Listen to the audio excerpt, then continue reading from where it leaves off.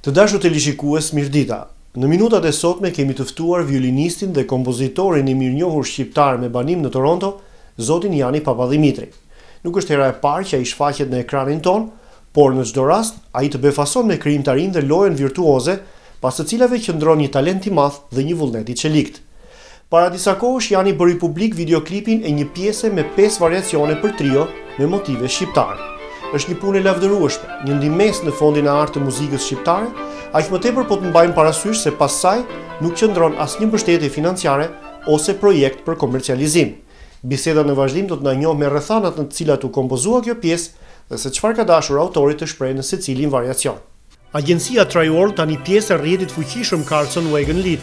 Paketa pushimesh me çmime të mira dhe bileta ajrore për të gjitha drejtimet, përfshirë Tiranën, Prishtinën apo Shkupin. Sokol.biba, agent shqiptar në shërbimin tuaj. Kur vjen puna për të zgjedhur agentin e shitblerjes së pronave, kërkoni ndeshmëri, besueshmëri, siguri, negocim dhe komunikim, mirësjellje dhe fuqi analitike. Diana Lika, standarde të larta profesionale dhe morale, një zgjedhje sigurt për një vendim të rëndësishëm. Një kujtim, një dëshirë dhe një mundësi. Adheu është më afër me Sunny Shores Travel.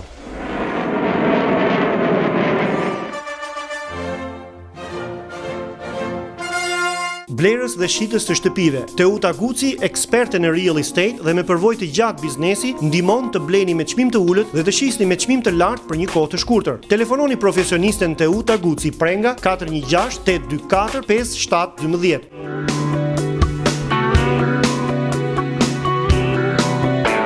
Jani, para disa kohësh, në bashkëpunim me emisionin Pasqyra Shqiptare, u prodhua një videoklip me një pjesë të shkruar, të kompozituar nga ju, një temë me 5 variacione me motive shqiptare, e cila po qarkullon edhe në YouTube.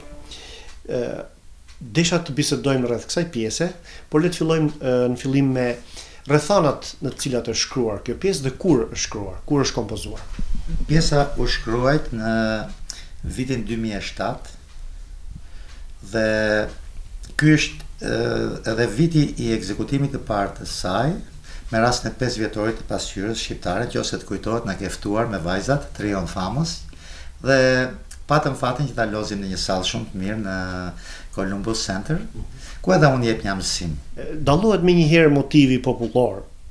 Për cilin motiv bëhet fjalë? Bëhet fjalë për një këngë të mirënjohur shqiptare, Cuce Radomirës, e cila më ka tërhequr që në fëmijëni. Kur e dëgjonja, unë e dëgjonja me një ëndje shumë të madhe. Dhe kur isha djalë i ri, sapo kisha mbaruar institutin, kujtohet, mendova që ta kaloj këtë motiv në variacione. Domethënë ta varionja në disa variacione. Dhe ideja ishte që të bëja një duet që ta loznim bashkë me vëllain Vangjushin. Dhe për ç'vite bëhet fjalë? Bëhet fjalë rreth vitit të 1971-72. Në këtë vit unë e krijova këtë si duhet për herë të parë. Dhe mbas një 7-8 vjetësh u dha një mundësi për të luajtur kjo pjesë në Teatrin e Operës, por jo me mua dhe Vangjushin kësaj radhe, po u luajt me violinistin e mirënjohur Ibrahim Madhi dhe vllain tim Vangjushin Papadhimitri. Pjesa u prit mirë, po i vetmi që s'u kënaq në sallë isha unë, nga që mendonja që diçka i mungon. Nuk është e plot, nuk e jepte atë që mendonja unë se mund të jepte kjo temë kaq e bukur. Domethënë variacionet nuk e kishin arritur qëllimin për të cilën unë desha që ta bëj këtë vepër. Dhe e rishkruat, e rikompozuat, si thua, ose e përpunuat në vitin 2007. Po, në 2007 unë kishim shumë kohë që bënim aktivitet me trion dhe thash pse mos i ve piano dhe ta bëj për trio dhe ekzekutuesit ishin gati për ta. Sepse ju keni edhe mundësinë, juve jeni pjesë përbërëse e një trioje që e keni formuar vetë me 2 vajzat? Neve e bëm provë me vajzat dhe që në provën e parë menduam që kjo vlen për të luajtur në një koncert. Ritmi është tipik popullor, 9/8 ose siç e quani ju kompozitorët, 4+5 të 8. Domethënë i përzier. Është një ritëm që përdoret vetëm në Shqipëri apo në përgjithësi në Ballkan? Po, muzika ballkanike njihet për ritmet e përziera. Kampion do thesha është Bullgaria, që ka domethënë një larmi shumë të madhe, por nuk mbetet brapa dhe Shqipëria që ka ritme me të vërtet shumë interesante. Kur bënim Lëndën e folklorit me profesor Ramadan Sokolin, ai na i shpjegonte një më një këto ritme dhe me fshatrat ku i kishte marrë dhe si qyshtek, domethënë bëheshin këto. Dhe unë kam qenë interesuar për këto. Më tërhiqnin shumë. Në baletin që kam krijuar, tema kryesore është prap nga veriu. Një nga kapriqet përsëri është nga Malësia e Madhe, domethënë si thua motivi. Qartë. Po nga Shqipëria mesme më duket se keni shkruar diçka. Po, kam shkruar një temë me variacione për trombon dhe piano. Tani le të flasim për pjesën në fjalë, për të cilën edhe jemi takuar këtu në këtë bisedë. Është shkruar në 5 variacione dhe secili prej tyre dallon nga njëri tjetri për tempin dhe atmosferën që krijon. Çfarë keni dashur të përcjellni në secilin variacion? Domethënë, cili ka qenë qëllimi juaj si kompozitor? Çfarë doni të vizualizoni? Po. Unë kur e rimora veprën, menjëherë më shfaq një imazh i malësisë, më shfaq një mjegull e cila avash rallohet dhe del një kull karakteristike e malësisë, ku nga dritaret e hapura dëgjohet një zë vajze.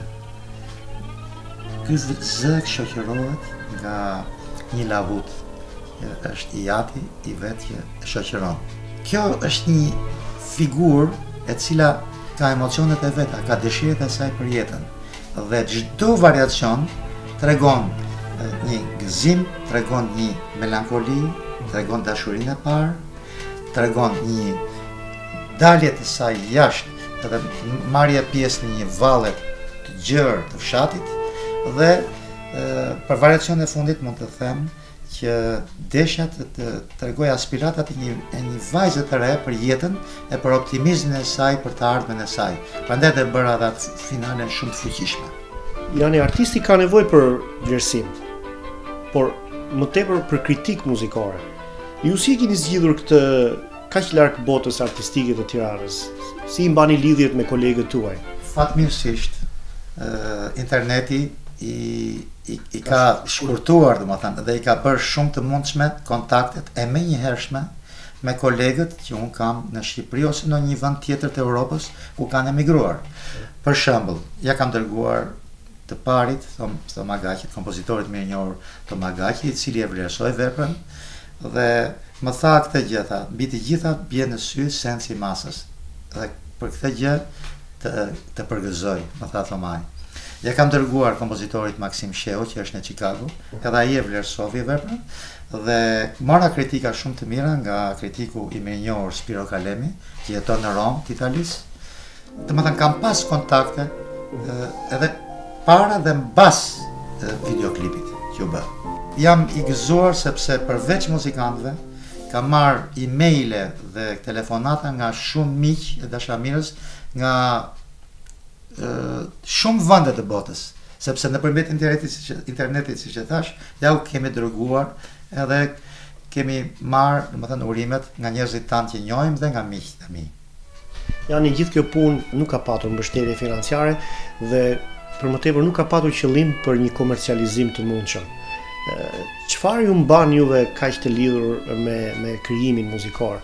Çfarë ju shtyn, domethënë, të vazhdoni të krijoni? Mos ndoshta edhe fakti që vajzat tuaja janë instrumentiste dhe dëshironin që dhe ato t'i mbani sadopak të motivuara, të lidhura me muzikën? Po.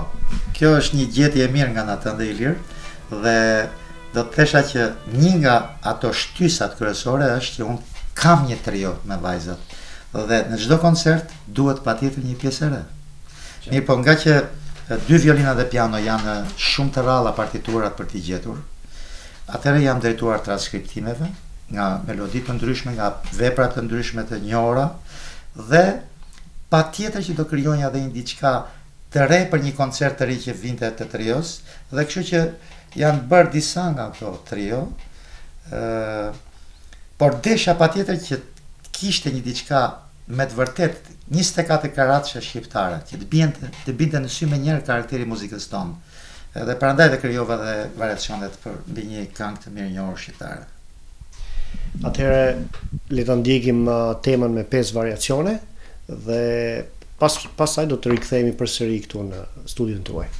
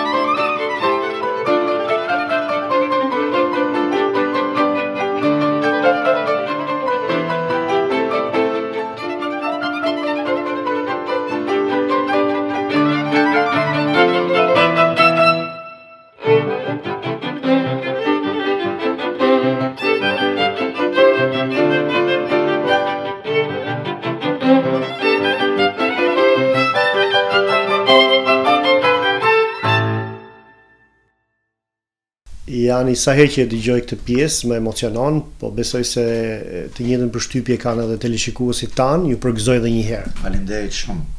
Edhe unë të përgëzoj Ilir, sepse iniciativa e videoklipit ishte krejtësisht tëndja, dhe të përgëzoj, të falenderoj për ndihmën që më ke dhënë në publikimin e përpjekjeve tona si trio, edhe mua si kompozitor në veçanti.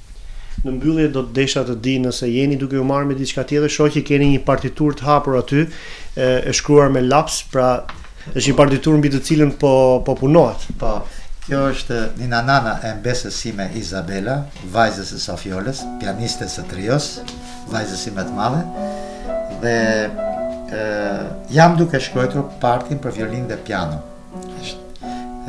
Kam arritur të shkruaj 2 faqe, bile nuk është përfunduar faqja e dytë akoma, edhe sot, para se të vinjë ti Ilir, unë shkruanja Nina Nanën e Izabelës. Të uroj suksese dhe gjithmonë është një kënaqësi të jemi bashkë në minutat e emisioneve tona. Faleminderit shumë Ilir për gjithë ndihmën dhe desha të them që kur ke një mik që të ndihmon në krijimtari, kjo është një pjesë e frymëzimit tënd për veprat e ardhshme.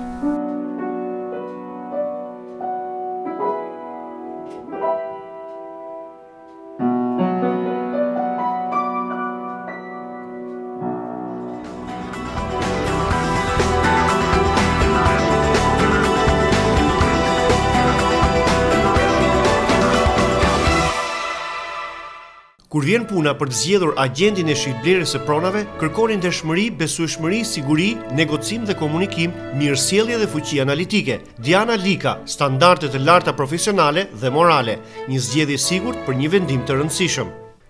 Agjencia TriWorld ju mirëpret në zyrën e saj në 992 Eglinton West, ku mund t'i ktheni në vlerë udhtimi pikët e fituara nga përdorimi i kartave të Royal Bank. TriWorld, një lehtësi më shumë për klientët e saj. Ardiani dhe Renata, një zgjedhje ekspertësh për shitblerje shtëpish, pronash tregtare dhe industriale, si dhe investime. Dëshironi të blini, shisni shtëpi dhe apartamente, qofshin këto dhe drejt për së drejti nga ndërtuesit, Ardiani dhe Renata janë gjithnjë të gatshëm t'ju shërbejnë.